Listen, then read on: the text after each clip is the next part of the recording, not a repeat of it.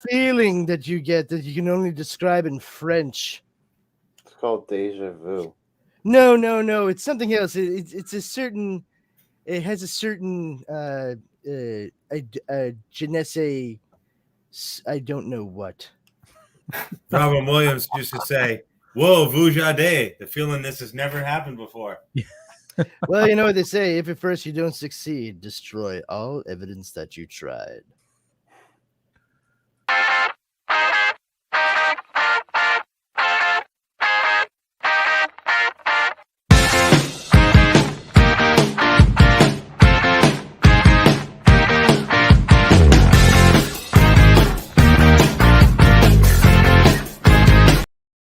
Everyone thinks because you're a zombie, you don't know good coffee. Well, they're wrong. There's only one brew that gets my seal of approval. Deadly Grounds coffee is my guilty pleasure. The aroma is so intoxicating. It brings all of my neighbors out of the woodwork. Deadly Grounds coffee. Coffee to die for and zombie approved. It's good to get a little deadly. Use the front door! Oh, they're so disgusting.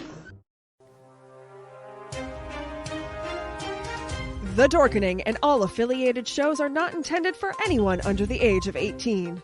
The following may contain discussions or scenes that have adult situations, graphic violence, nudity, strong sexual content, and graphic language. This show is intended for mature audiences only. Viewer discretion is advised.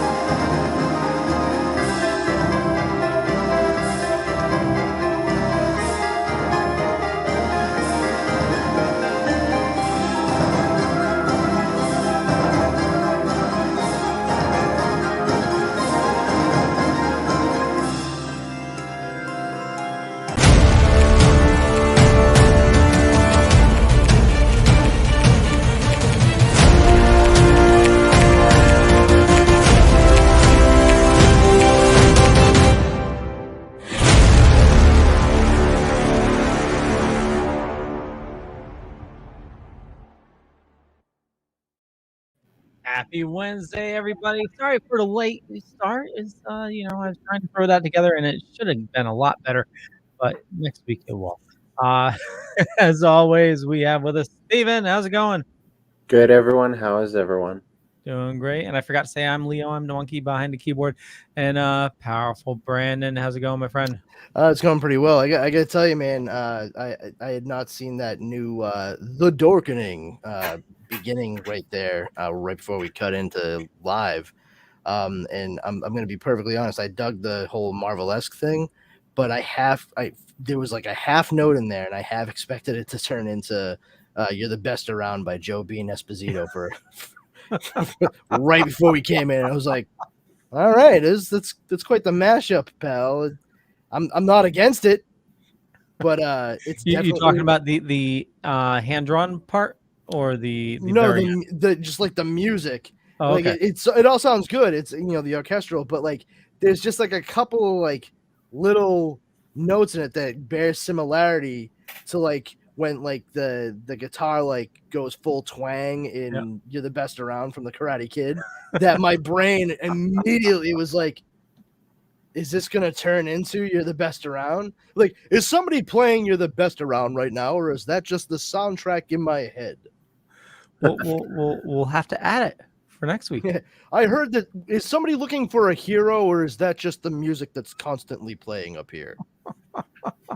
Actually, huge shout out. Dal Merge did that video, and I haven't been using it because somebody said, "Oh, you'll get sued by like Marvel and stuff." And you know what? I said, I finally decided. I think because of the differences, parody law. And by the way, anybody that's listening to me, I'm saying parity, not parody.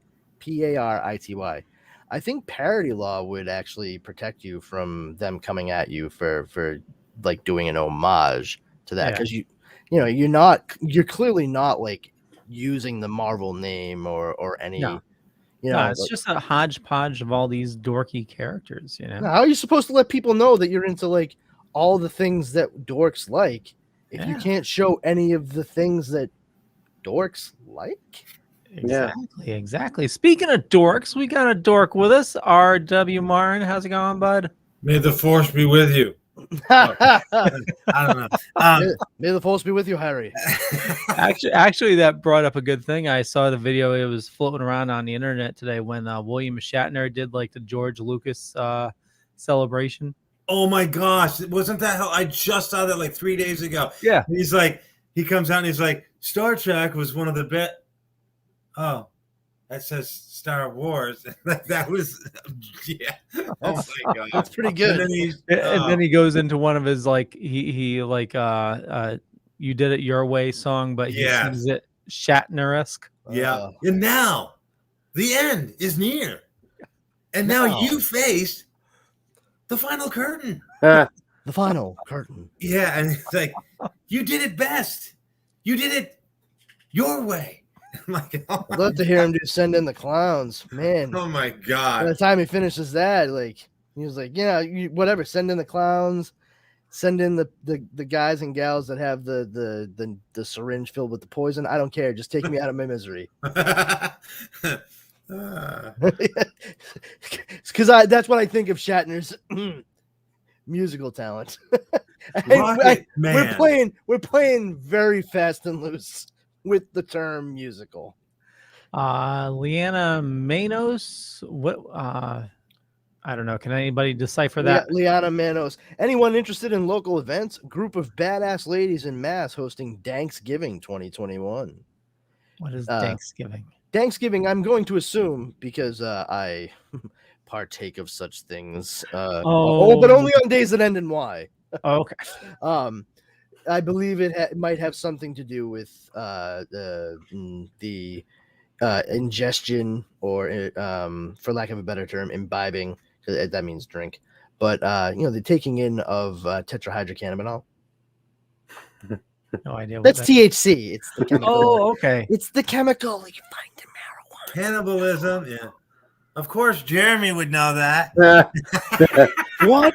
That's Satan's herb. What? The devil weed. The devil. It's the devil's weed. Obviously we have the Token Dead on, and we love those guys. So it's anything cannabis related, we're okay with. We're not prudes. That reminds me of a joke I made to my friend Eric a couple years ago. People were going back and forth with their dad jokes and shit, and I just went, two cannibals reading a clown. I'm sorry, two clowns reading a cannibal. One turns to the other one and says, I think I just told this joke wrong. Yeah, that's okay. No. That's the joke. Because it's two cannibals eating a clown, and it tastes right. Hey, thanks for having me on. We'll see you again. That's the joke. So yeah, hey, listen, our Dubs, you go out the same way you came in, okay? And I don't know if Leo covered this, but we don't validate. So you were saying, parody law and stuff. I posted something to TikTok once that was clearly, I don't think it was a parody, but I think that I was using music or footage or something, and it was part of fair use, and they wouldn't let me upload the video. So I had to delete it, and I uploaded it again with hashtag fair use or something, and they were like, oh, hashtag fair use, and yeah, I guess we can upload it this time. So it's the laws of spoofing and parody and satire and, using someone's music or image is this thin line. And if you don't say, I'm using this with, these parody rights and, fair use laws, then they won't let it slide. But if you say, I'm using this under fair use laws, they're like, oh yeah, that's fine. But you have to say it. It's weird. Yeah. I mean, people are dicks. I get it. You know, it's like, you know what it is? It's like having to know the certain spell to get you by like the sleeping dragon when you're playing D&D and shit. Like you have to make sure you have the right combination of words directly ahead of you so you can say, no, I'm allowed. I can do this. You're fine with that. And they're like, fine, begrudgingly, I guess I'm okay with it. Yeah. Suck on that, lawyers. Yeah. But it kills me that, you know, these companies that make billions of dollars are worried about somebody not making money off an image. And they're like, you know, like a Star Wars fan, let's say you love Star Wars and you're just like, oh, I did this little cool thing and it's a tribute to my favorite thing of all time. And the lawyers are like, no. And it's like, dude, you know, I'm the one who makes you those billions of dollars and I'm doing this little thing that's not making anything. And you want to say, no, it's like biting the hand that feeds you, basically, you know? Yeah. No, absolutely. I mean, I like to, you know, because they spin it right around on those people. They take it from them as something that they clearly love and put effort into because they truly enjoy the thing that they're just trying to put out into the world there through themselves, the prism of themselves. And all they care about is bottom line and fuck you, pay me. Yeah. A long time ago, I had to be the late 90s. There was a guy in Williston, Vermont, who was like an accountant or a lawyer or something. And he bought the domain name Tatooine.com. He like paid for it, registered it and whatever, and was doing his like lawyer business out of Tatooine.com or whatever. And Lucas one day went to like get Tatooine.com and was like, whoa, how come I can't get Tatooine.com?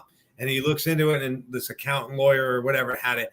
And he literally, his lawyers called that guy and said, you can't have Tatooine.com. George Lucas owns the word. And like made the guy change his website from Tatooine.com to something else. Well, that's like WhiteHouse.com or something was owned by like a porn site for the longest time. Yeah. It's I made that mistake once or twice. the Wow, doing research. Sorry, Stephen. Jesus Christ. One-handed research. Sorry. The Tatooine.com, what the lawyer should have done before Lucas's blood-sucking lawyers got to him was the lawyer should have said, I'll give it to you if you give me some of Lucas's money. Because fuck you, pay me. Yeah, pretty much. Fuck you, pay me. Because I was watching a football game a few weeks ago, and the guy caught Tom Brady's 600th football, and I guess Tom Brady was pissed because Tom Brady wanted the football to keep, but the guy wouldn't let it go because it's valuable.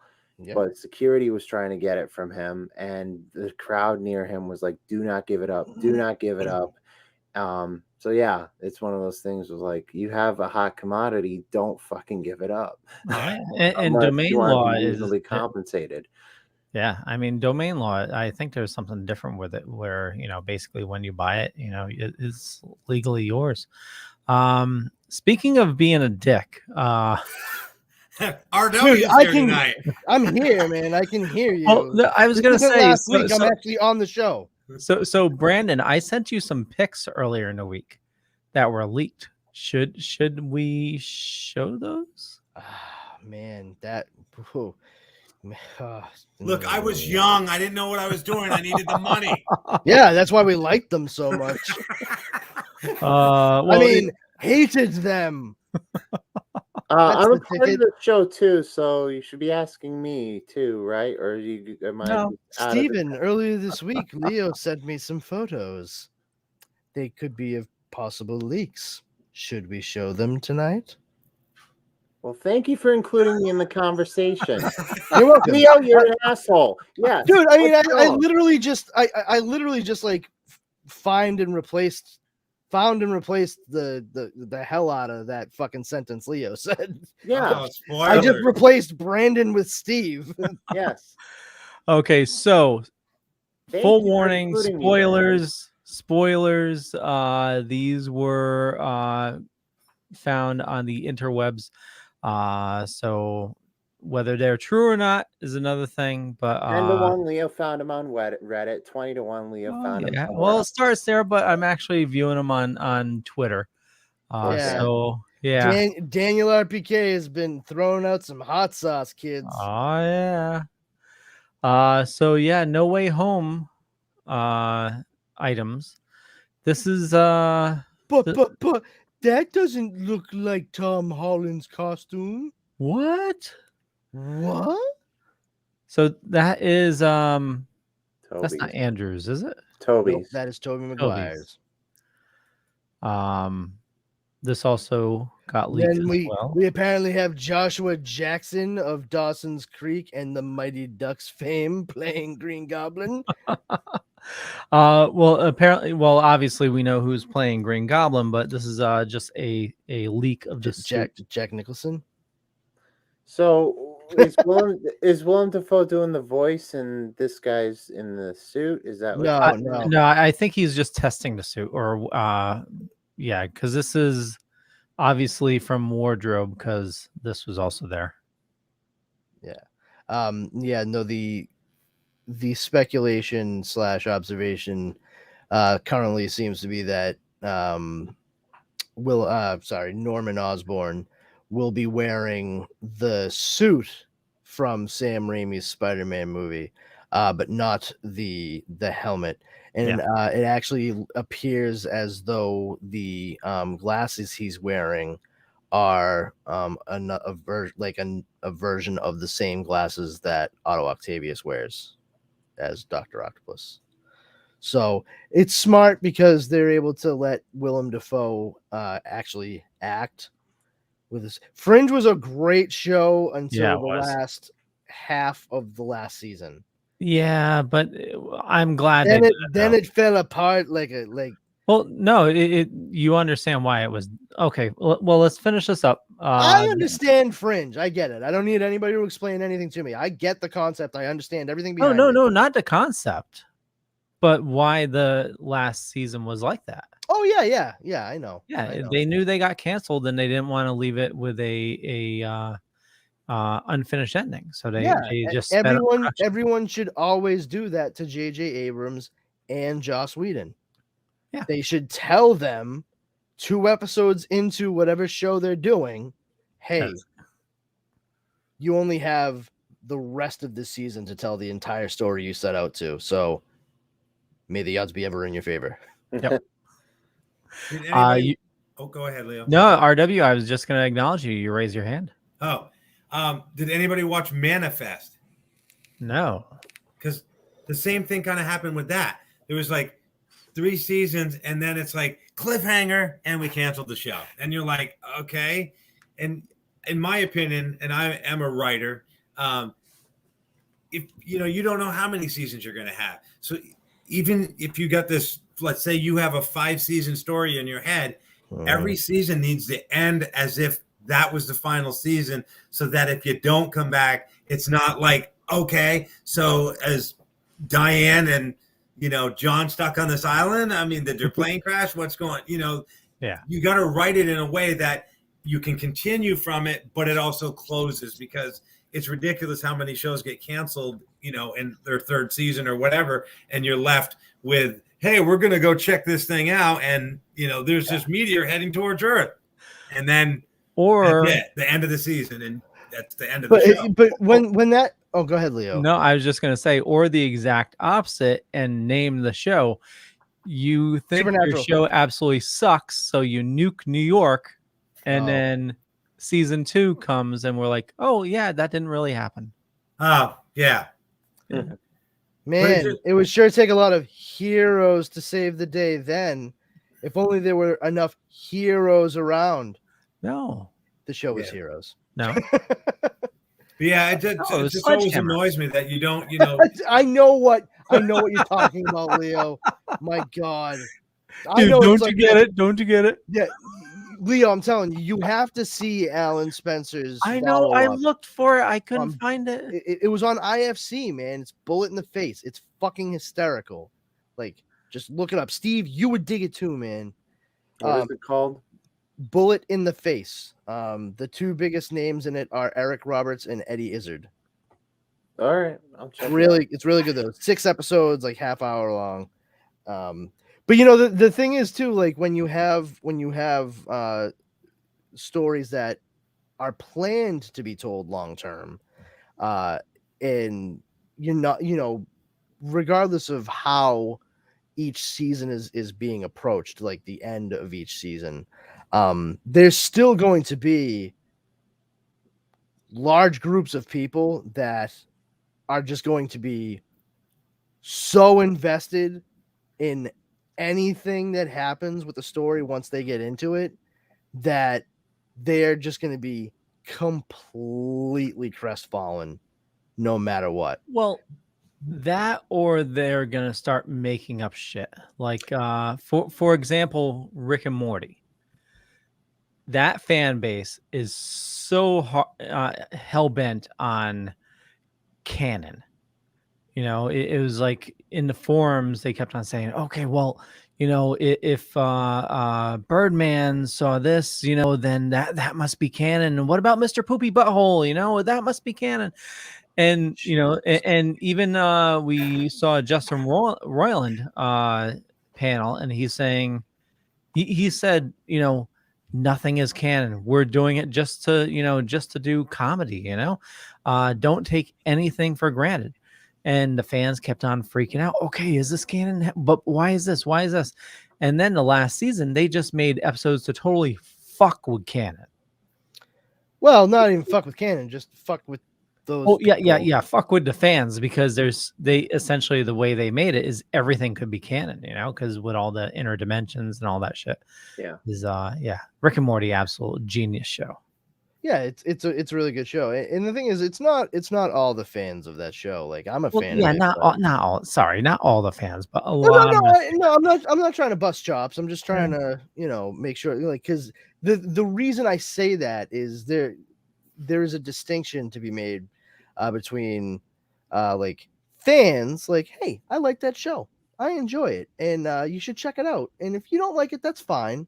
But it is something that I do, and I hope that you partake in and want to continue on with that. That's a fan. Then you have there's more going on in Rick and Morty than meets the eye always, because they're Transformers. Rick and Morty, roll out. But no, but the thing is, you have the other side of it, which becomes obsessive over every tiny detail. They pour over everything, and it's a fine line to walk with smart shows to stay balanced between, oh hey, I'm a fan, and hey, I'm a fucking fanatic. You know, like I found myself, like I walked that tightrope with a show that, interestingly enough, ended on a cliffhanger, but was canceled in the second season. And it's still, with the 2 seasons that aired, one of the absolute best television shows I've ever seen in my life. And if anyone here has ever seen Carnival that was on HBO, you know what I'm talking about. Every person I've ever told about the show, I always say, listen, they canceled it. It ends on a cliffhanger at the end of season 2. But if you watch the first season and then go and watch the entirety of the second right after it, you are going to simultaneously thank me and curse me to my face. It's like every person who's ever watched it has just been like, dude, thank you for telling me about that show, but also fuck you. Before Steven gets in, just real quick, you know, HBO has a habit of this. I mean, Game of Thrones ended on a cliffhanger for season 6, you know? Well, I mean, Carolyn Strauss, the head of fucking programming at HBO at the time that Carnival was on, it's a supernaturally based show. It's a very, very classic, without giving anything away, tale of good versus evil. I mean, straight up like saga-esque type good and evil. All right. And they canceled it and said it was too expensive to make it look like it was the 1930s all the time because it took place in the Dust Bowl and in California. And I remember thinking to myself when I first read that, oh, man, so I guess it's super cheap to make everything look like it's the 1920s in fucking Atlantic City, right, HBO? Because Boardwalk Empire was on at the same exact time. Yeah. And then in like the same breath, she goes, but also there's just not really a big call for shows like that right now. Supernatural type stuff, ghosts and goblins and ghoulies, like no one's really into any of that right now. It's not a thing. Supernatural was on WB/the CW at that point in time. It is now currently the longest running like sci-fi/fantasy series of all time. The Ghost Whisperer was on CBS. Medium was on Loved Medium. was on NBC. Almost every major network had a successful supernaturally themed show on at the time. And she was just talking out of the other side of her face, just, oh, it's so expensive. Don't pay attention to those guys, though. And nobody likes this kind of stuff. And don't pay attention to those guys, though. And I just can't wrap my head around it. It was just beautifully done. But I mean, I will say the guy who created it, Daniel Knopf, he moved on, as one is wont to do when they have no job any longer. He is one of the creators of The Blacklist on NBC. Oh, a show that has completely gone down the tubes. Don't let my wife hear you say that. I mean, I didn't. You did. Yeah, I was just gonna say we didn't say nothing. No worries, she won't hear me say it. I'll talk about it in a second. Steve, get in what you're trying to say. Please would be nice. Please. Thank you. Back to what Brandon was saying 10 minutes ago about Carnival. Another great TV series that was abruptly canceled short was Terminator Sarah Connor Chronicles that I really enjoyed.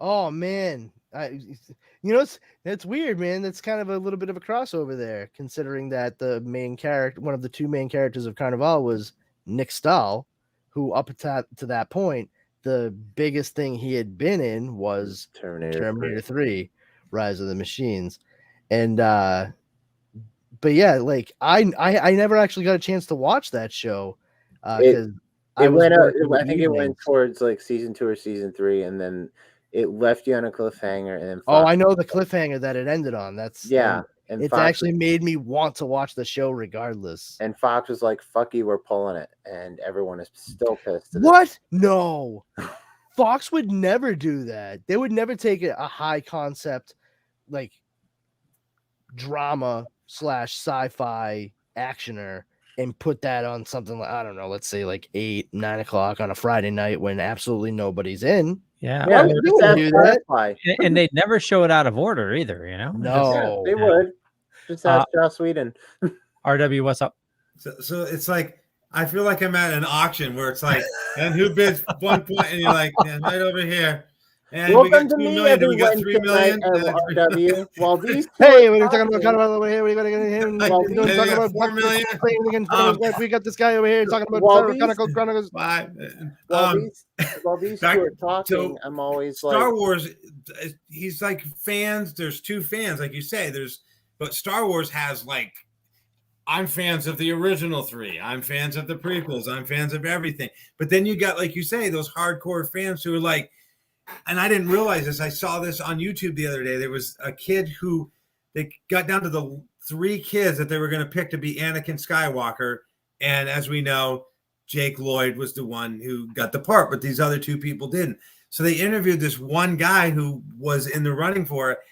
And I didn't realize, but when that movie came out, that like Jake Lloyd got all this hate mail and like, oh yeah. Yeah. So, and this is what these hardcore fans of, you know, everything are like this doesn't fit into my Star Wars. This guy needs to go. And they picked on that person who played Rose and it's just like Oh. the fans go absolutely completely out of their minds. And they're attacking Batwoman now. I mean, that young woman, Leslie Grace.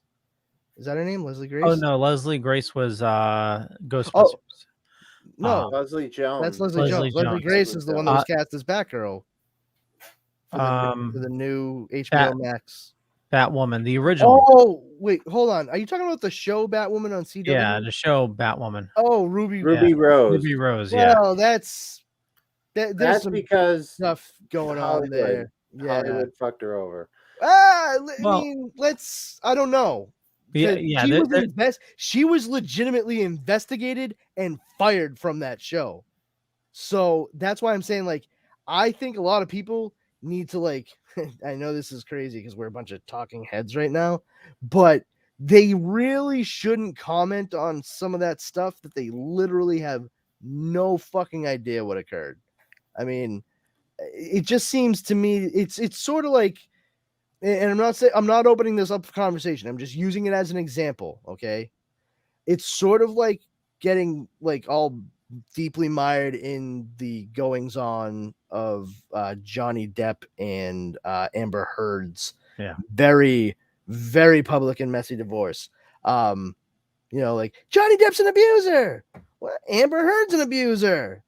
You know, and everyone's like, "Oh, I'm team Johnny, and I'm team Amber," and I'm like, "I'm team." I think they were probably both assholes, you know, and that's as far as I'll go. Like, I don't know them personally. I've never walked by them on the street. I genuinely live my life without ever really thinking about it. But there are a lot of people that just really got their knickers in a twist, and that's the thing. Like, when it comes to a lot of this stuff too, just real quick, I wanted to say, it's not hardcore fans. And I can't stress the finger quotes on this enough, the true fans. These are the same people that start off every sentence in social media posts and in commentaries with a true blah, blah, blah fan. Yeah. Fuck you gatekeeping asshole. So Ruby Rose, basically what I was bringing up was the hate she got when she was first cast as Batwoman. Oh, I didn't realize that. Oh yeah, like they were saying one of the big things was, oh, Batwoman's supposed to be gay. Why are you having her play it? Well, Ruby Rose is, you know, she is gay, you know. I believe just real quick, I do believe that Ruby Rose goes by they them, not she her, not her she her. Okay. If I say Hershey, it sounds like chocolate. But yeah, I think Ruby Rose goes by they them, which, you know, it's a learning curve. Yeah, totally. But I don't want anybody to get on your case about it. And it's legitimate. Yeah, it is legitimate if that's what she goes by. So anybody that might get upset, you are right. You have a point, and we are constantly trying to improve and make sure that we are, you know, correctly stating such things. So they them. Well, yeah, I mean, I enjoy Ruby's performances from what I've seen so far, you know, in the movies and everything. And I think she only had one, and it was the Meg, right? Well, she had no, she's been in other stuff. She was in John Wick 2. Yeah, she did it. She was in Orange is the New Black. Yeah. See, that's the thing. When I found out that Ruby Rose was cast as Batwoman, I mean, I knew that Ruby Rose was gay. And still is from all accounts. I shouldn't use past tense. I was saying, Jeremy says I used to work with one of those true fans. Like fucking biggest winner this side of the Mississippi, I'm sure. But when I found out that Ruby Rose was going to be playing Kate Kane / Batwoman, I was pissed off. And not because I had an issue with like, you know, the character's gay, and why not have a gay person play them? Because, like you said, Ruby Rose is gay. Ruby Rose likes women. So that's a really like baseless accusation to levy against the folks that were putting together the show. I was upset that she got cast because I think she's an absolutely fucking horrendous actor. I do not think that Ruby Rose has any real talent moving her mouth or actually just moving in front of a camera. I think Ruby Rose is best suited for photographs and silence. Well, and I mean, everybody takes stuff, their own way. This is where we get our own opinions. Where I enjoyed her previous works, and you despised it. Oh, this is Yeah. what that Fleetwood Mac song is about. I get it now. Yeah, It's about Batwoman. Yep, exactly. But You I can mean, go your own way. exactly. But the hate before anything is even done, and attacking somebody's character like that, whether the whole CW stuff, we hear that there's bad conditions with filming. There's definitely been stories with that, but we don't know the story on both sides. She could have been somebody very difficult to work with. We don't know. Yeah. And we'll probably never know. And the thing is, just move on, just move on.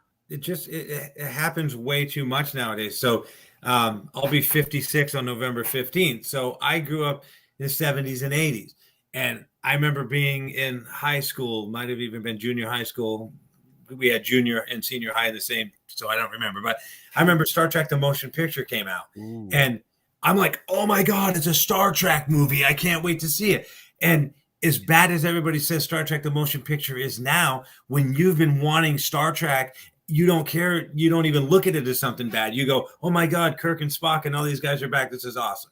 And then, the next one comes out, Wrath of Khan. You're like, yeah. And I was there for Star Wars. I was there for Empire. I was there for Jedi, and I never went, well, this movie's stupid. And why is this person in there? And it just seems like lately, like the Joker comes out and they're like, oh my God, seriously? Joaquin Phoenix as a Joker? Give me a break. Oh my God, Robert Pattinson is Batman? Come on, seriously. And we just, like you just said, Leo, we judge before the thing even goes anywhere. We're like, no, this can't happen. This is dumb. And then the movie comes out and you're like, it wasn't a bad movie, really. It was actually, there's so much crow that's served up and devoured. It's ridiculous. If you think about it, this whole judging thing has been happening for years. They did the Heath Ledger. They did the Heath Ledger in The Dark Knight. They showed him in the first promotional still wearing the Joker makeup with the longer hair, looking greasy and green. And people, true fans, mind you, lost their ever-loving minds. All right. I remember the outrage. They're like, he looks like a knockoff Crow. And I'm like, or he looks like a guy wearing makeup like a clown, which the Crow kind of was doing too. You should probably, and this is nuts, but like this is just a little thing I like to do. Wait until you actually see his performance to comment on it. Same. Also, go back 20 years from that. Cesar Romero is going to play the Joker? Not talking about Batman, Brandon. I'm talking about something different. Go back 20 years from 2000. I was still talking about Batman, though. Jesus Christ. Fan reactions. 20 years from 2008. Go to 1988 when Die Hard's first trailer came out. Hold on. I think that's more than 20 years. Oh, shut the fuck up. That's what happens when you fucking interrupt me every time. Anyway. Okay, 1988. Thank you. When the first Die Hard trailer came out and Bruce Willis popped up on the screen, everyone was laughing their ass off, saying, oh, we're not going to see this because he's in Moonlighting. Then, fast forward to when it comes out. It's a big hit, probably biggest thing of Bruce Willis's career so far. Yeah. So I don't know. I mean, I think Blind Date is way up there. Well, anyway, people have been judging it before it comes out. Yeah, it's more evident now because I will say, like, in regards to Bruce Willis when Die Hard was being made, when it was going to get released, he was not at all what the mold had become for action star at that point in time. Yeah, and he didn't have the deep voice. He wasn't very tall. He wasn't muscles on muscles on muscles. He was more of that everyman quality. And, at that point in time, he still had very much had that spark in him where he was trying to balance, spin a lot of plates at once, and it worked very well. And the unfortunate downside to that is he got, I guess, a little too comfortable, especially with that character. And we watched John McClane in the first Die Hard movie, especially, but all the way through part 3, where he was very consistent as a character to becoming wily motherfucking coyote by the time the last Die Hard movie, the most recent Die Hard movie, came out. Like, there's just no fucking way. I mean, people freaking out though, like the guy who's constantly flirting with Sybil Shepherd on ABC, and he's like, I don't know, maybe. Like, okay, I get it. I get your trepidation. But once you see the movie, Right. and that knee-jerk reaction that people have to be negative, I just can't wrap my head around. Well, I cannot. It's a little bit more than that, though, because nowadays this also I mean, we've always had like haters, and there's always been. Yeah, but this is an echo chamber. Oh, well, definitely. But I mean, with social media, amplifying it. But then you also pile on where people are striving for views, and what gets views? Negativity. And so people are going to be negative just for the sake of being negative as well. I think people are using. The hell is the name of this video? You're ugly and your mother dresses you funny? Well, I'm going to have to play immediately. I think people are using. Hold on, I'm gonna if you heard the alarm, that was my wife coming home, and I'm just gonna say this before she comes up the stairs. Spoiler alert, talking about Blacklist. Oh my God, we talked about it before, how it's been gotten crazy, and just so again, spoilers. That's why I had to stop watching the show. But I could be your father, or I'm not your father. Okay, so end of last season, they're at the point where Red is dying, and he wants her to kill him, and so that she can appear to look strong and then take over his empire. And we've been trying to figure out, like, why is he so important to her? What's the relationship? And he goes, in this envelope tells you everything. You get it after you kill me, and puts it in his pocket. End of last season and going into this season, she's getting ready to shoot him. She gets shot and killed. What? She's dead? She's dead. We don't know anything. This season goes into 2 years later. It's like Red is like off in some like Tibetan like monastery, like he's seen like healers and stuff like that. Dembe is now working for the FBI. The Blacklist has been shut down, and it's like a complete reboot. Sounds like the fucking Blacklist should be shut down. Oh, Donald is like some auto mechanic now, and he's like got full beard, and it's like Donald. Is he the redheaded guy? Yeah. The guy who should have played Matt Murdock. Yep. Yeah, you know what? I enjoyed that show immensely for the first 2 or 3 seasons it was on, seriously. And the second that they made a spin-off called The Blacklist Redemption, starring her ex-fiance husband who was actually a spy, blah blah blah. That was when I was like, oh wow, it took Fonzie like 6 seasons before he jumped over a shark. Yeah. No, you said Matt Murdock. That's the person who's technically Daredevil, right? Yes. My favorite Daredevil is still Rex Smith from the Hulk versus Trial of the Incredible Hulk. Then you mentioned something, so I have to hold this thing up. But I acquired this from somebody who sent me. They're like, "Oh, you collect autographs? I've collected a few over the years. Let me send you them because I don't want them anymore." Oh wow, that's awesome! And it's from 1954. July is that September 22nd? Yeah, September 22nd, 1974, Cesar Romero signed this autograph to some person or whatever. And this friend of mine was like, oh, you collect autographs? I'll send you some. And there's 3 Cesar Romeros in the Is that package that he sent me. Was that the very beginning of September? No, I'm serious. No, September 22nd. Okay. No, Cesar Romero would go, like, he performed quite a bit on the quote off season, summer stock kind of stuff at the Agunquit Playhouse in Maine. Wow.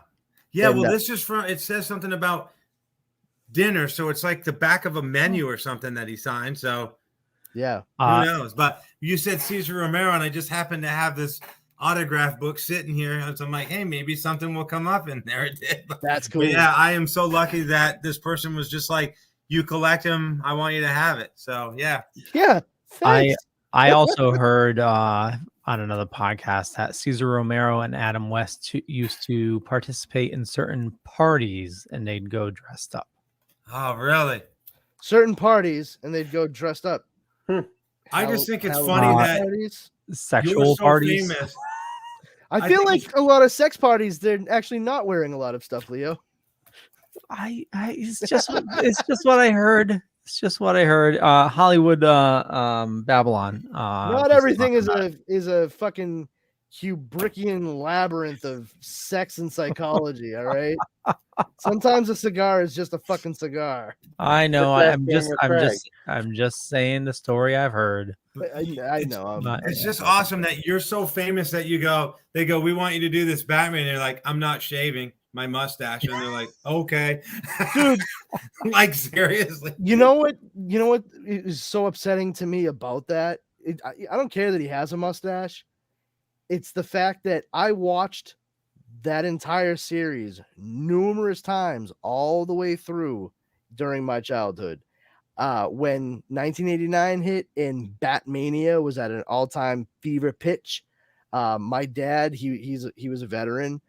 He used to get all kinds of VHS at like the duty free at VAs and at the Coast Guard in Boston. And I had the old Batman and Robin serials and like an actual Batmania documentary that was made leading up to the movie being released by Warner Brothers. And it wasn't until I was about 14 or 15, I'm going to say 15, that I sat down with my baby brother, my brother Colin. He is 14 years younger than me. And I saw that Batman 66 was on, and I was like, oh, cool. Like, I turned it on, and he would, bright colors and crash, bang, boom. He was so into it. And then the Dutch angle hits, and I'm watching Cesar Romero do his thing. And I just kind of like, as I'm watching, I'm like, haha. And then I do one of these. What the fuck? And I start leaning towards the TV. And my dad is in the dining room, which is also where we had like the computer off to this in the corner. He's sitting down doing something or another. And I was like, Dad, did you know? And I should have already known the answer to the question, that Cesar Romero had his mustache when he was playing the Joker? And my dad was like, yeah, Brandon, are you telling me you didn't know until just now? And I was like, wait a minute. Always? Holy shit. Like, I had no clue. Yeah, I had no idea that he was slathering that thing with pancake makeup for every episode he played the Joker. Yeah. Blew my fucking mind. Yeah. And impressive, too, because his performance was so strong and outlandish that I never paid attention to it until I was, halfway through pubescence. Yeah. I mean, I loved him in the Kurt Russell, Now You See Him, Now You Don't, Computer Wore Tennis Shoe movies. I thought he was totally awesome in those as well. He's also great in the original Ocean's 11. I love that movie. It's just amazing how he goes like Leslie Nielsen, straight actor to comedic acting, and he pulls it off. Yeah. Doesn't miss a beat. Yeah. Like Yeah, it's like, oh my god. But yeah, so the reason Batman and Star Trek at the time had all those different colors was because they sold televisions. Because RCA was like one of their sponsors, and they said, have color in this, and we'll sell more TVs. And there he is. And they did. But yeah, you can't notice it unless you know it's there and you really look for it. Yeah. I mean, it helps that it was white already. Yeah. So they weren't like working against the contrast. I get that, but still, like, I was just so mad at me. No one else, just me. Yeah. Like, come on, Powers. Get with the program, bro.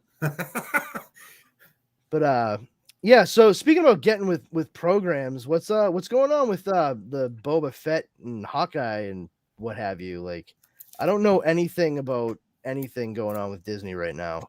I've been in like a serious fucking news hole So for the past like 4 days. we got all from what I understand, the last Hawkeye news I found and what I shared in the group was there's going to possibly an appearance from an Agents of S.H.I.E.L.D. character. Mock, yeah, Ing, yeah, Bird. So Mocking. So Agent May, got it. yeah. But yeah, that was the last thing I heard about Hawkeye. Book of Boba Fett. I know we're going to be talking about that, and I'm so ready. And we also got the Morbius trailer as well. I am also so ready to hear you guys talk about Boba Fett because I don't care. Like, Boba Fett to me, I don't. No, I will not.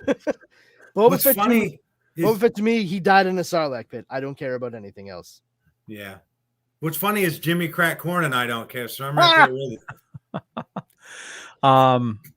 it. I wasn't too excited about the Boba Fett trailer myself. I mean, it's I'm gonna watch it. I know I'm gonna most likely enjoy it, but it just seems too political, and I find Star Wars gets a little Give it a Leo, are you traumatized by episode 1 that you're thinking like it's too No.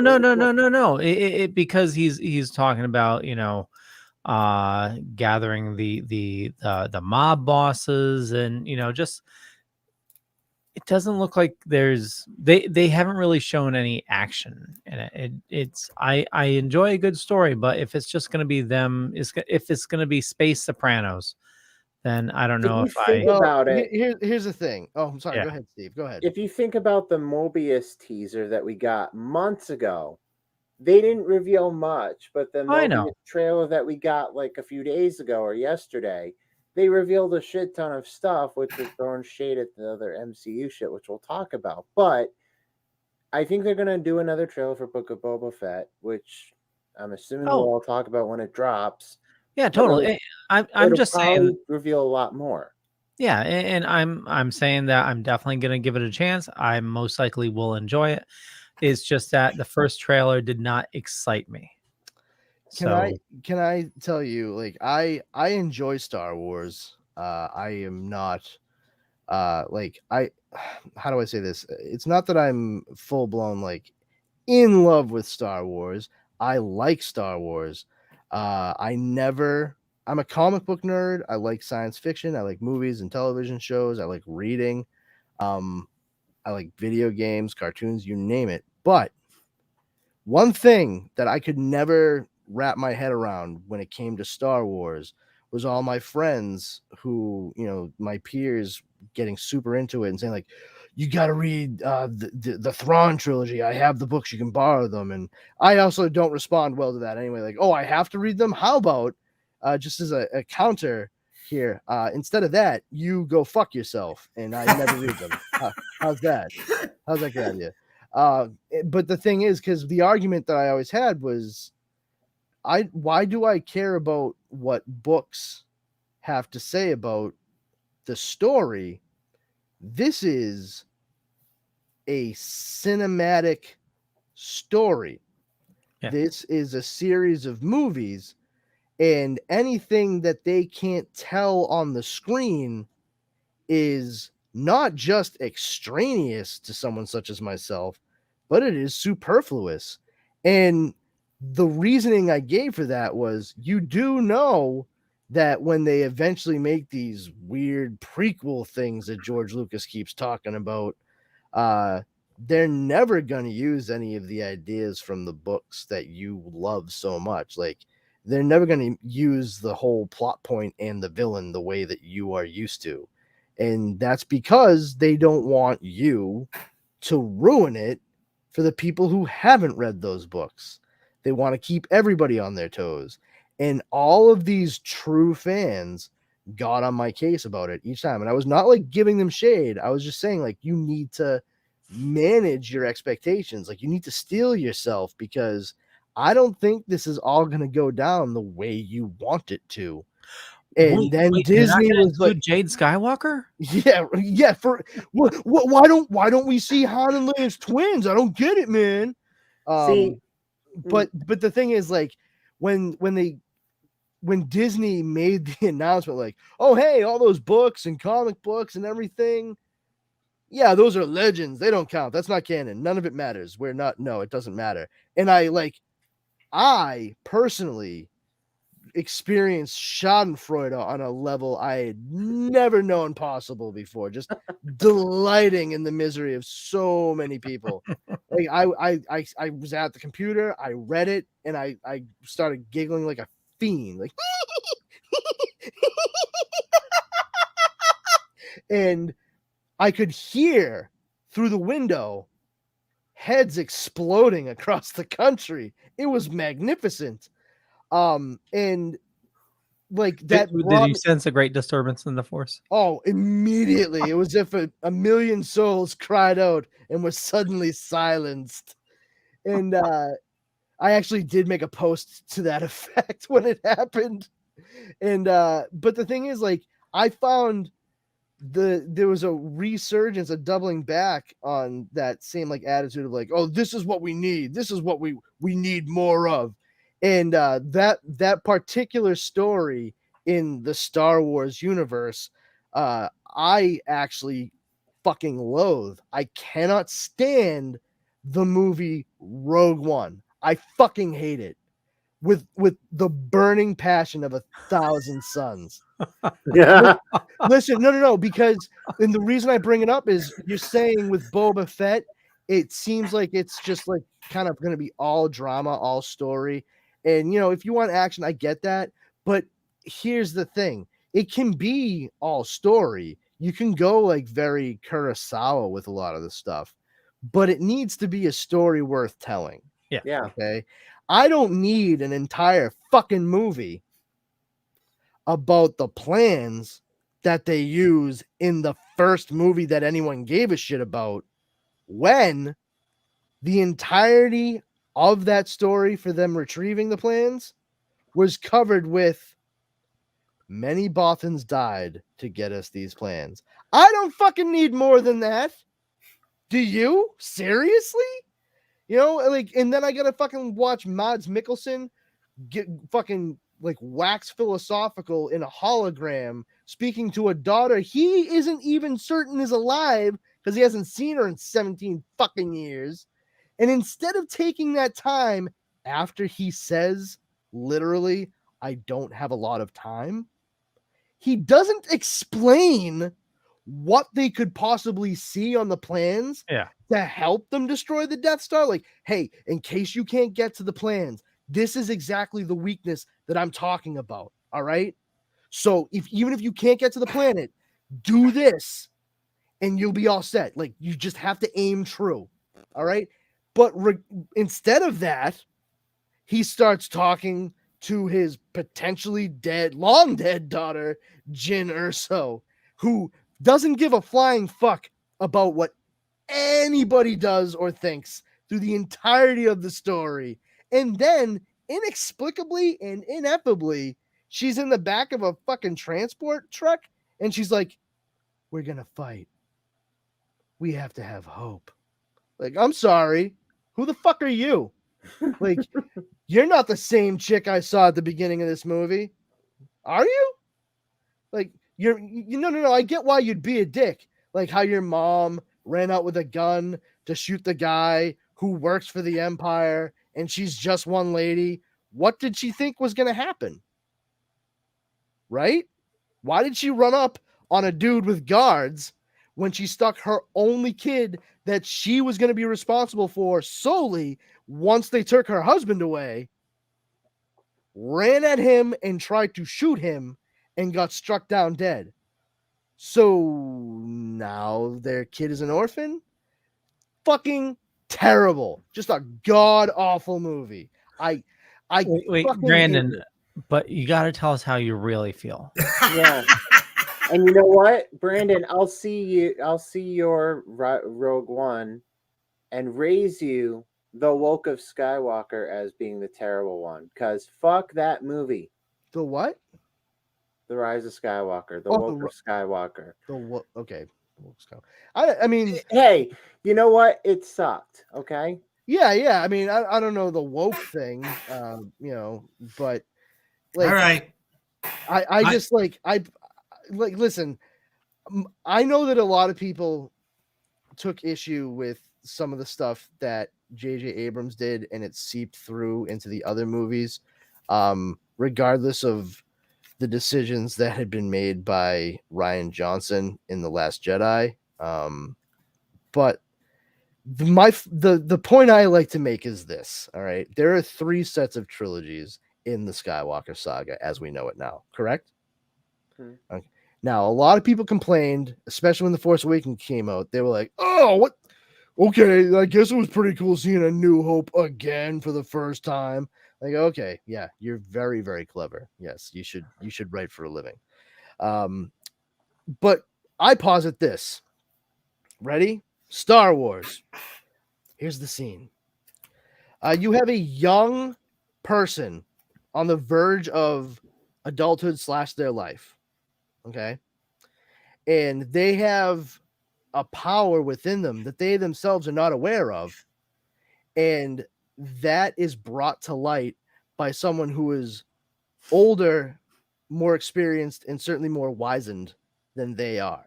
And so there's a little bit of a mentor-mentee relationship that occurs.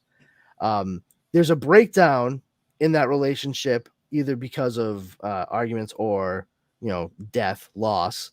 And then that person has to take it upon themselves to be responsible for a large portion of their own training. And they ultimately become the person they were destined to be at the beginning of their story arc. Did I just fucking describe The Phantom Menace, A New Hope, or The Force Awakens? Yeah, all 3. Bing! It's almost like the movies are cyclical.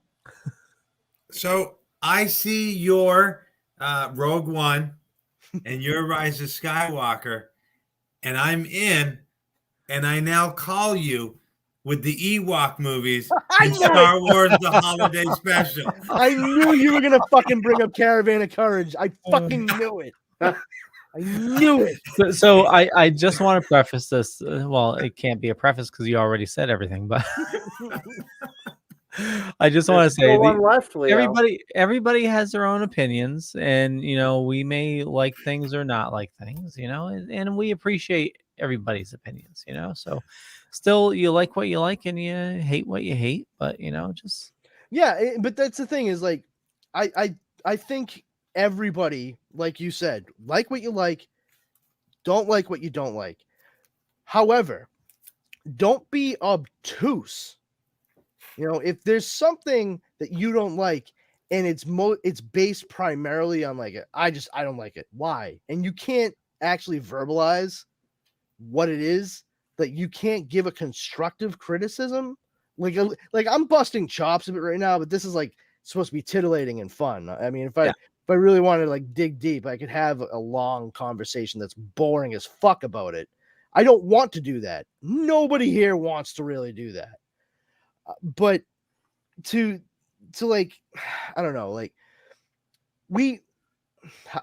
I'm trying to think of the point I want to make, and I apologize. Well, don't be a dick. Don't hate others. You should be able to have discourse, and it's okay to have like ideas about what it is you're consuming.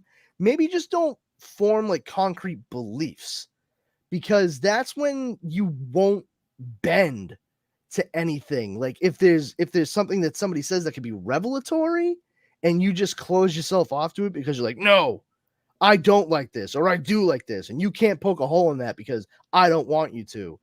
Well, that's not going to help you or anybody else. You know, these are supposed to be like works of, regardless of entertainment, okay, the value of their entertainment. They are still works of art, whether they are commercial or not. And the interpretations are there for anybody to go and scoop up.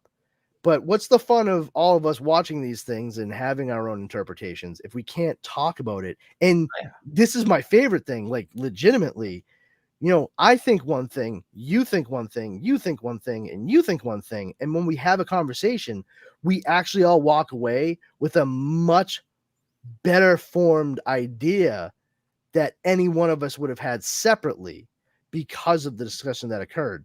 And there's not a whole heck of a lot of that happening. It's walls being put up, people freaking out over the weirdest minutia in the tiniest, dumbest details.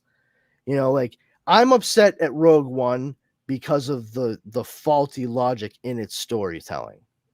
You know, I can understand making a story between like Sith and Hope. I get that, but that's not the story that was worth telling. It's not. Well, and that's where opinions differ. Where I enjoyed Rogue One, and but I didn't look at it that deep. I just enjoyed it as, you know, it's a minor story before the movie that I absolutely love, and it just gives me a little peek about a little peek behind the curtain of what happened just prior. You know, because it is the type of movie. How Darth Vader like fucking laid waste to a bunch of fucking dudes doing some cool ass Force shit, and then in the very next movie, which is like 2 days later, he's like, "Oh, my old master, I can barely wave a stick in front of your face." Right. Yeah, I know. And I've actually had people like, well, you see, he didn't have the Bacta tank on the ship with him. Fuck you. All right. Now you're just editorializing. Come on. I mean, we all at least have Life Day to look forward to. I mean, that's the, Yes, we do. Yes, we do, RW. That makes the population of Kashyyyk or Kashyyyk, I don't know how you fucking say it. Itchy and lumpy. So speaking of Life Day, what did you guys think of the Morbius trailer? Who watched it? Who didn't? I watched it. Yeah. RW, did you see the Morbius trailer? I don't know. Yeah. Is that Jared Leto? Jared Leto plays Morbius. Is it Michael Morbius? Dr. Mike, Michael Morbius, yeah. Dr. Michael Morbius. Yeah, he has like a blood condition and he tries to cure it himself. He becomes a very successful and renowned biogeneticist. But there is something wrong, of course, because he's testing it on himself, because no one will give him the grants necessary to conduct like actual safe trials. And it turns out those people who said, no, we're not going to pay for you to do this because it's too dangerous, they were right. Well, and the turns trailer himself into a living vampire. The trailer shows that trial, and essentially it's him in front of a cave. He cuts his hand and gets attacked by the bats. And we get this seems safe to me, guys. We get quite a bit more in that trailer. Not only do we get an appearance from Michael Keaton's Vulture, but we also from Spider-Man Homecoming, we also get an appearance of other Spider-Man goodies. Like we get the Oscorp. We get, what was the other building, Leo? Can't remember, but they essentially the Daily Bugle. No. Well, the Daily Bugle is listed, but they link the Amazing Spider-Man movies, that's it. and Tom Holland movies, yeah, and then obviously Venom, because there's a scene where he's like scaring somebody, and the guy goes, "Who are you?" And he goes, "I'm Venom." Just kidding. I'm Dr. Morbius. I really want, when the bats all came out around Leto, though, I really wanted him to be like, "I'm Batman." But, perchance to dream, I suppose. But the trailer does show a lot. Shows his abilities. Like he can ride the wind, so he can essentially fly, and he's super strong and stuff. It looks interesting. It looks, like a Fox Comic book Marvel. movie? Or Sony Marvel Marvel. or Sony Marvel movie. Yeah, it's a Sony Marvel. Well, I mean, you're not too far off the mark by saying Fox. I mean, isn't Tom Rothman over there now? Yeah, they're all the same. Just saying. I'm not saying anything. I'm just saying. It's funny. We were watching some movie the other day, and I don't remember what it was, and it starts and it says Sony, and I'm like, man, it's a shame they don't do Columbia Pictures anymore. Columbia Pictures. Okay, well, I waited. I didn't wait long enough. Because the studios buy out a studio and then they don't use that thing anymore, like Touchstone and Orion and United Artists or whatever. So I'm like, oh, Sony. I remember when it used to be Columbia. Yeah. I mean, what was the one that had the Pegasus running towards? TriStar. Yeah. I literally was just gonna bring that up. I saw that on like a newer movie recently, and I was like, what the fuck? Really? Is TriStar still around? Is this Short Circuit? Am I about to see Johnny 5? Well, that and the music. Yeah. It's like seeing the old Orion logo. Yeah, the spinning. My favorite thing ever about the Orion like card, whatever, at the beginning of their movies, was actually from the commentary that Weird Al Yankovic and Jay Levy did for UHF. And as soon as the movie starts, Weird Al Yankovic just goes, Orion, Orion is bankrupt. And that's it. Now, let's go to Weird Al for a minute. Did you ever see Weird Al's The Complete Al? You did. I own it on Amazon. Oh, nice. I have it on VHS somewhere. Of course you do. I love the beginning where it's like, do not copy this movie. We're not kidding. If you do, the planetary alignment and it goes on. What is it? 7 pages. The Complete Al, and it's spelled COMPLEAT. Yes. Complete Al. And what is it? It's a fake documentary. It's a mockumentary. Yeah. Mockumentary. And then there was a book that went along with it, but unfortunately I never had the book and it's impossible to find. But yeah, I do have the VHS of. Oh, I know what book you're talking. Yeah, I was a close personal friend of Al for many years. Yeah. And when I say that, I don't. I mean, you know what I mean, RW. The club. Yeah. I went to Hollywood in '94 on a Greyhound bus from Waterbury, Vermont to Hollywood. It took 3 days to get there, and I actually had my Complete Al envelope with me or whatever, right? And I'll have to send it to you, but my driver's license from '86, I have permed hair, a mustache, and I wore glasses. And when I went to get my license taken, I was wearing a Hawaiian shirt. So I looked exactly like Weird Al, and I'm not even joking. So we're at the Hollywood Roosevelt Hotel in Hollywood, California, and this tall guy comes in dressed like Weird Al. And I'm like, well, this guy kind of looks like Weird Al too. And the guy goes, I go, hey, you look like Weird Al. And he goes, yeah, I sing like Weird Al. Do you want to hear me? I'm like now? And he's like, yeah. And he pulls out this boombox. And he's got this guy with him that's got blonde hair. And he's got the blonde hair guy has an old black medical bag like the doctors would use. And he's got all this stuff in there. And so this guy, the blonde guy, sitting in a chair in the Hollywood Roosevelt lobby, pulling out little troll dolls and other little things. And when he pulls this. And when he pulls the stuff out, I just happen to have a cat toy here, but he pulls them out and he's like this. And he puts it back in. He pulls something else out. And my friend's filming from the balcony. And so we have this footage somewhere. But anyways, this Weird Al guy pops in like a karaoke tape and he pushes play. And, he's like, some girls like to buy new shoes. And I'm like, oh, God, seriously? Right? So anyways, I go, yeah, I'm actually a close personal friend of Al. In fact, he just sent me this the other day. I show him the envelope. And this guy goes, how'd you get that? How do you know him? And I'm like, I got to go, man. I got an appointment over at Paramount. Nice to meet you. Yeah, I as a kid, I became a close personal friend of Al. I missed Midnight Star by that much. They had just stopped doing it. I was so disappointed. Midnight Star. I love it. And then the Complete Al, he's like, and Al is on his way to the hotel and they're doing like a montage, which is an Elvis Presley montage. That's exactly from Elvis. That's the way, or Elvis, this is Elvis or something. The exact same thing. Elvis would bring in Elvis's costumes and stuff. And they had a song playing. Yeah, it was amazing. And then they're like, the one girl goes, Al is everything. I mean, without, and they're talking to all these people on the street and stuff.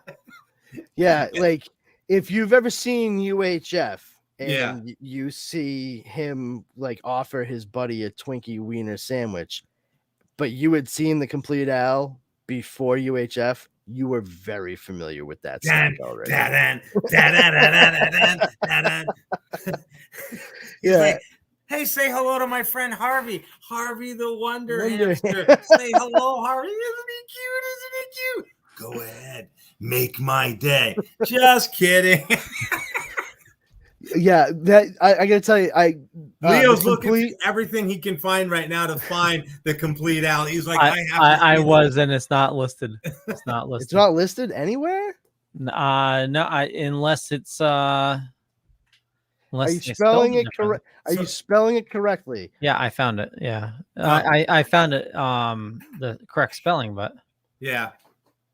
Amazon.com. But yeah, if nobody's ever seen that, they like have no idea what you're talking about. So that's amazing that you know. Oh yeah. Oh yeah, it looks like it's on DVD right now. Is it really?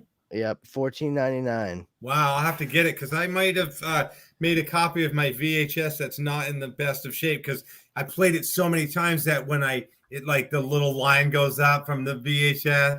The tracking. The warning track line. I love it. Oh gosh. Yeah, I could have. Oh wait, here. And then he's got his manager going da da da da da da da da da da. You got me on my knees. Da da da. Da. And then they like interview his teachers and stuff, and he's like, Al, he used to wear those T-shirts, and I'd be like, you look like a chameleon or whatever. Like, oh my god, the speckled-bellied salamander. Like he does like the Jimi Hendrix like burning thing, but with his accordion, like does like a weird dance thing on stage. He's pouring lighter fluid on it. Yeah, Leo. Yeah, I do own it digitally on Amazon because it was once available for purchase, but it is now only available on Amazon if you get a subscription to Shout TV. Gotcha. So the only way that you'd be able to like get it all together, I mean, legally, would be to purchase it on DVD. Okay. Well, I'm gonna have to get it because, like I say, I have a really old VHS copy, but yeah, it's got some funny moments, but just the beginning where it's like, warning, this tape is protected by copyright, and it does the real thing, and then it goes, we're not kidding, if you were to copy this tape, and it like keeps scrolling and scrolling. Oh yeah, the companion book for that and Peter and the Wolf / Carnival of the Animals 2, those are my white whales for Weird Al because they were completely out of print by the time I was conscious of such things. Yeah. And it was a point of pride for me that I literally had like every other album and what have you. Like I even went out and bought the compilation, like best of album, permanent record,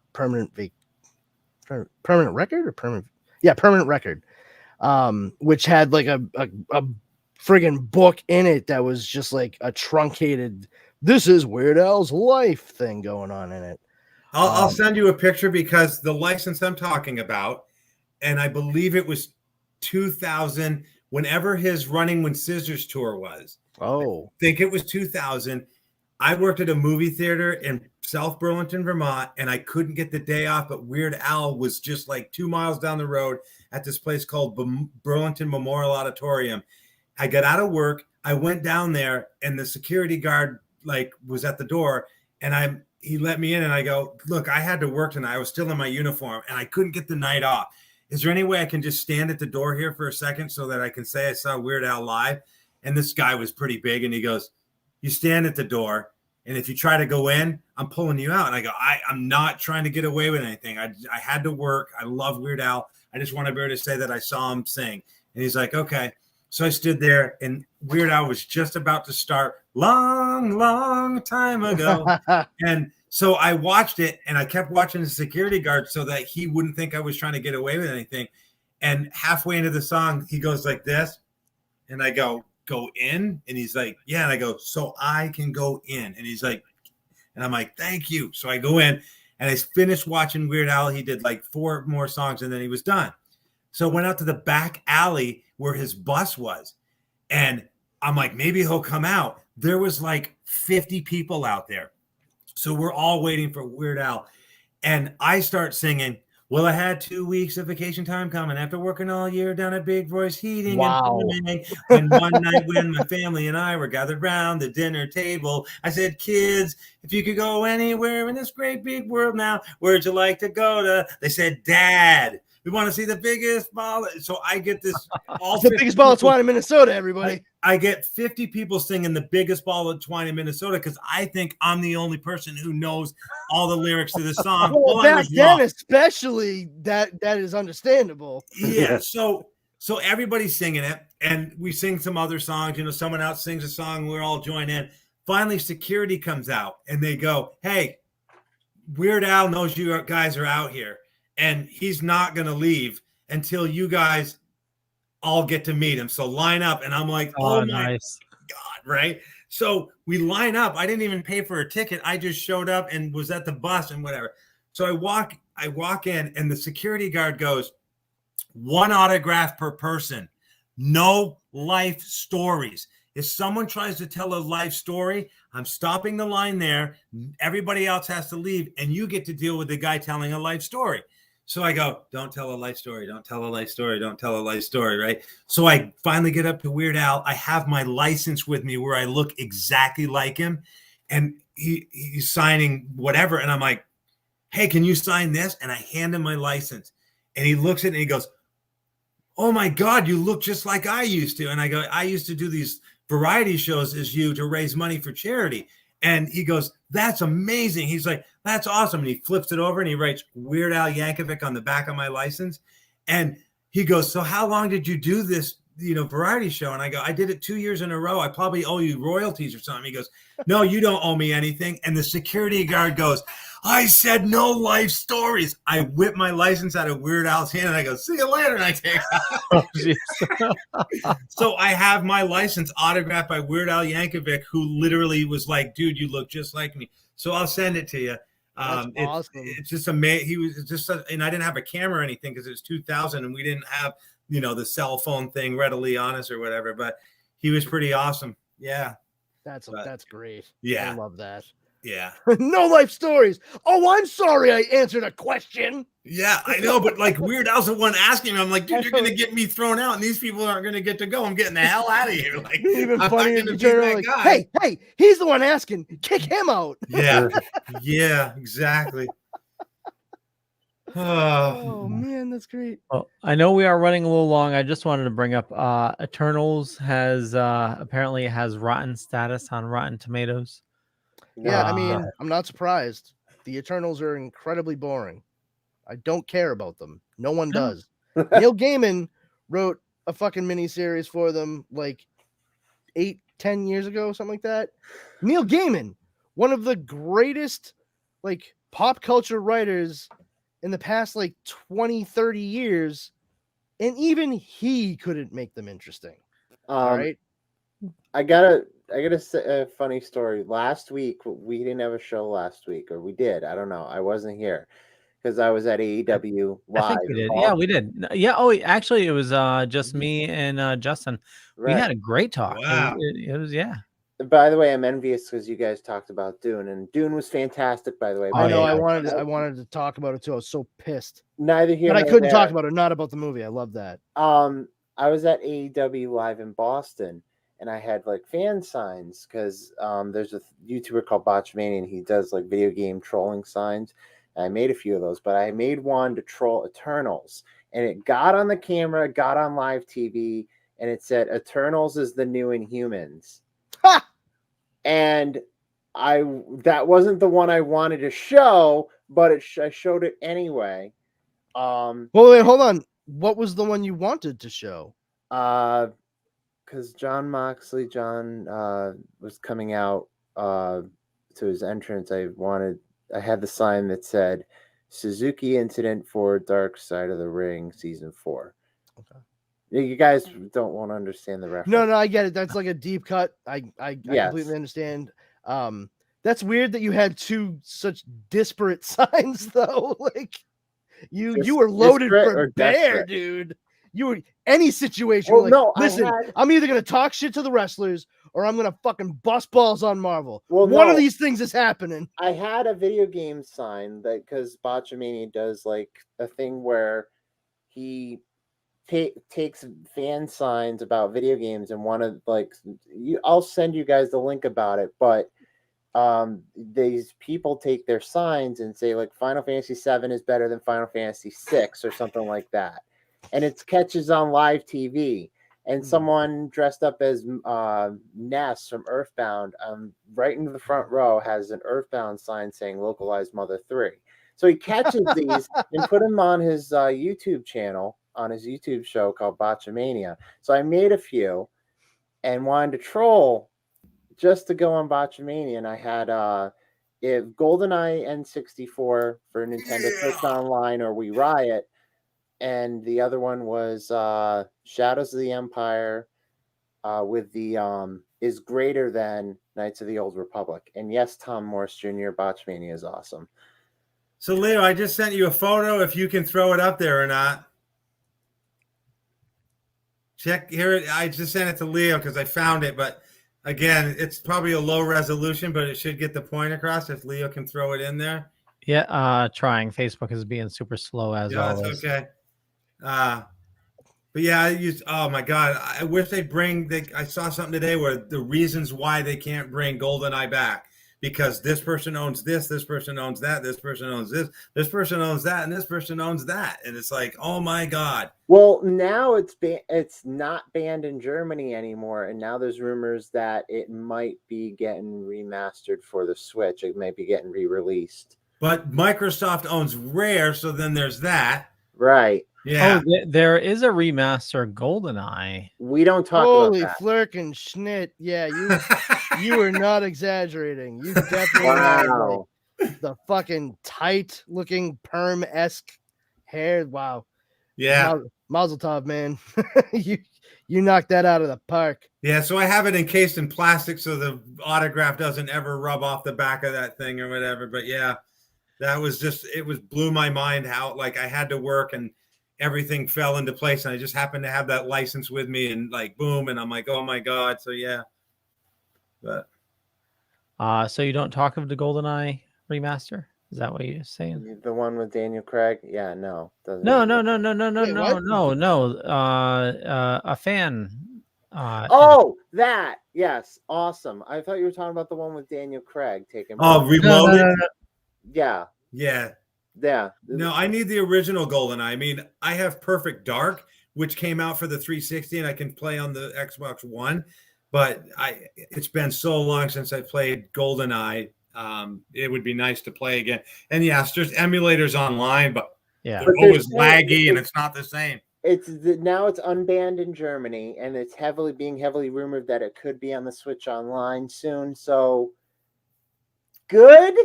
Yeah. Yeah. I think.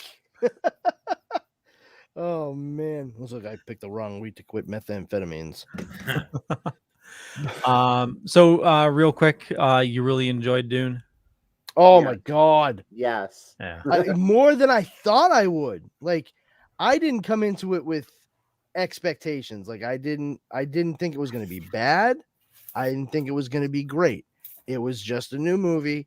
I've only seen bits and pieces of David Lynch's Dune from the 80s, which for me, that's really saying something because I like everything else David Lynch has done.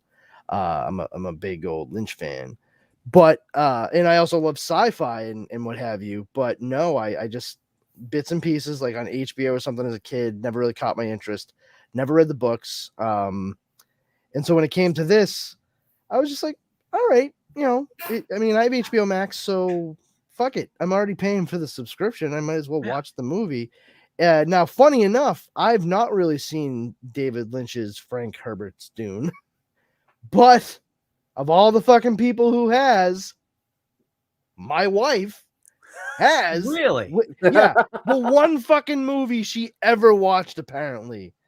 And she is just like, it is terrible. It is truly terrible. Like, it is just, there's so many talented people involved with Patrick David Stewart. Dune. Yeah, Yeah. Patrick Stewart. See, I loved, as a kid, well, in high school when I was first introduced to the original Dune, I absolutely loved it. No, and I get that. But, for me, I had no basis for comparison. That's really my starting point. And by the time this ended on HBO Max, I was just like, oh, wonderful. You better fucking greenlight a sequel now. And they did. And comparison kicked in with my co-host, my cousin. He loves Dune. He loved the 84 one. He loves the TV series, and he absolutely loved this movie. And so did I. And he was, breaking down the comparisons while we were watching it. And I'm like, dude, tell me when we review the fucking movie. Yeah, when we review the fucking movie, not now, because I'm trying enjoy this. Yeah, but he's a hardcore Dune fan, like Leo is, and I'm just like, I'm more into Denis Villeneuve's gorgeous cinematography, and this is ripe with gorgeous cinematography, and I'm kicking myself in the ass for not seeing it in IMAX. This is one of those movies I would go to see it in IMAX for because of. Well, I mean, keep this in mind, Steve, right? I mean, we're talking comparatively and relatively. This has been a very successful movie. Yeah. Okay. Now, if when please eventually, we are done with people getting sick and dying from COVID-19, you could probably count on them doing some kind of Dune some kind of double feature in IMAX. Yeah. Because of the lost opportunity for so many people during all of this. So just keep that like on the back burner, because I would be very surprised if they don't do that, particularly because of folks like yourself, where you're just like, oh, this is exactly the movie I should be seeing on a screen that size, and I didn't. I saw it in 4K, which was awesome, but it was just like, my body would kill me if I went to see it in IMAX. 85% of everything I own is in storage in Waterbury, Vermont, and so like I barely have a lot of stuff here, but I have the original Dune, but then I also have the Dune miniseries that they did like however many years ago that was. So it is on Pluther if you're looking to watch it.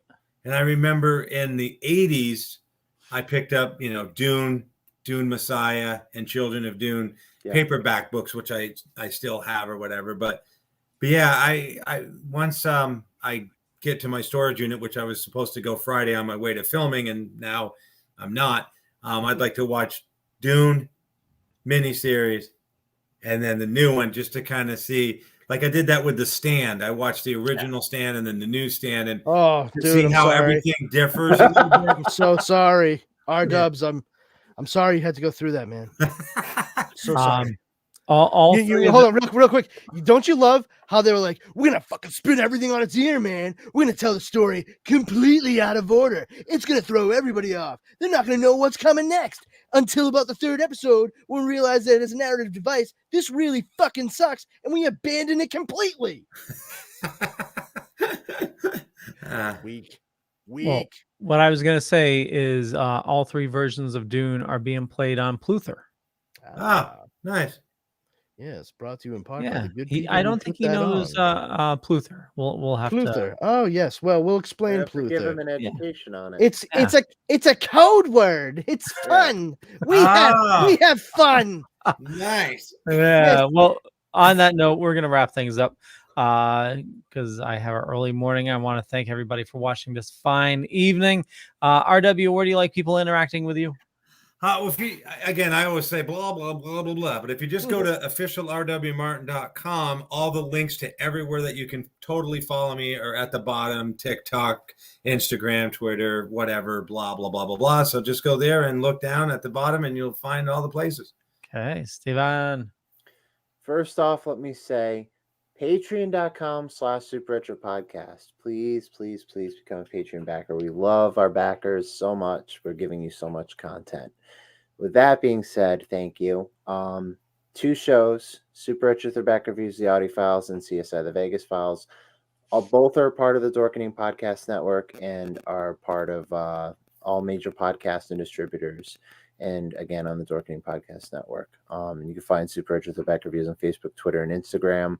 And I'm here every Wednesday. Right on. I didn't prepare anything. Yeah, no, you can please come over and join me at the Powers Combined Facebook group. It's just a group for geeks, like-minded individuals, fans of all things. We talk about a lot of different stuff over there. And there's room for everybody to share memes, have a laugh, offer suggestions for people who are curious about, like, oh, hey, I don't know much about this comic or this TV series. Our one rule is don't be a jerk. If you violate that, you will be booted immediately. We do not fuck around.